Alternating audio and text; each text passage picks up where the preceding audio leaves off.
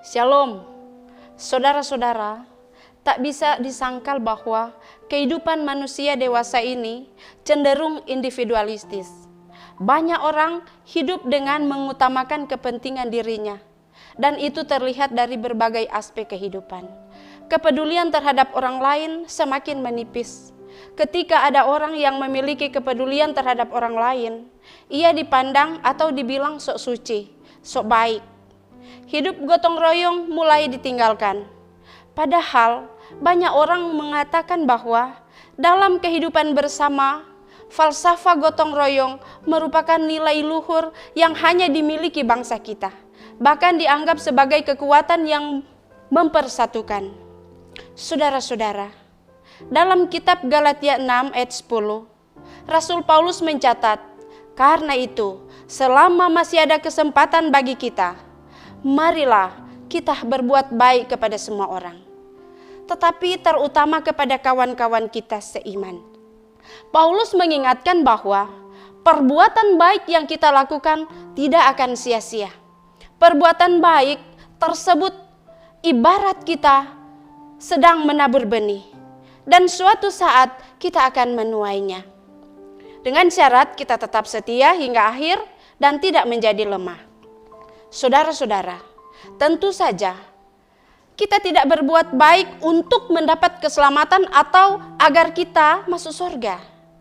Justru kita mengubah pola pikir kita selama ini, yaitu kita diselamatkan karena kasih karunia Allah, sehingga kita harus berbuat baik kepada semua orang, terutama kepada rekan seiman kita.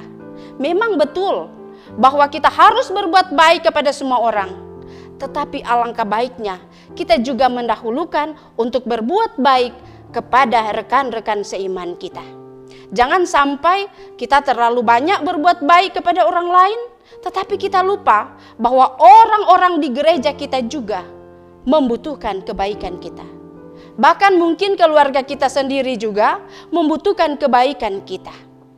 Saudara-saudara, perbuatan baik haruslah menjadi suatu gaya hidup, lifestyle dari orang Kristen. Walaupun demikian, kita juga jangan menjadi eksklusif dengan cara hanya berbuat baik kepada sesama orang Kristen saja.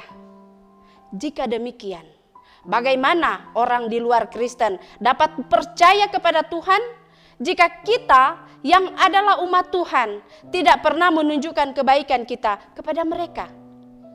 Kita harus berbuat baik, karena Tuhan sudah lebih dahulu berbuat baik kepada kita, bahkan sangat baik, karena sudah menganugerahkan keselamatan kepada kita. Saudara-saudara, di zaman yang semakin individual ini, umat Tuhan diharapkan untuk tetap menunjukkan jati dirinya sebagai umat yang mengikuti ajaran Yesus, saling mengasihi, saling tolong-menolong, dan melakukan kebaikan selama masih ada kesempatan. Jangan jemu berbuat baik, karena pada saatnya kamu akan menuai. Itu adalah hukum Tuhan yang sifatnya pasti. Kalau saudara menabur, pasti akan menuai. Kalau menabur 1 biji jagung, saudara akan menuai ribuan biji jagung. Kalau berbuat baik, saudara akan menuai 30, 60, bahkan 100 kali lipat. Oleh sebab itu, teruslah berbuat baik. Rajinlah berbuat baik, karena masa ini suatu saat akan berakhir dan tidak bisa mengulanginya lagi. Selagi kita masih muda, kuat dan sehat, marilah kita melakukan kebaikan. Sebab kita tidak akan dapat melakukan sesuatu dengan baik kalau umur kita sudah lanjut.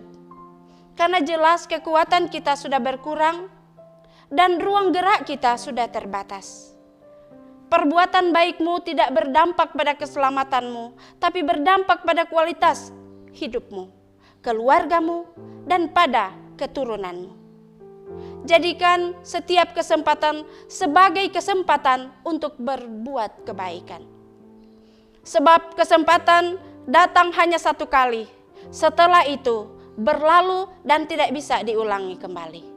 Karena itu, lakukan kebaikan yang bisa kita lakukan hari ini sesuai dengan kemampuan kita. Janganlah jemu-jemu berbuat baik selama masih ada kesempatan. Sebab pada waktunya saudara pasti akan menuai. Tuhan menolong dan memberkati. Amin. Shalom.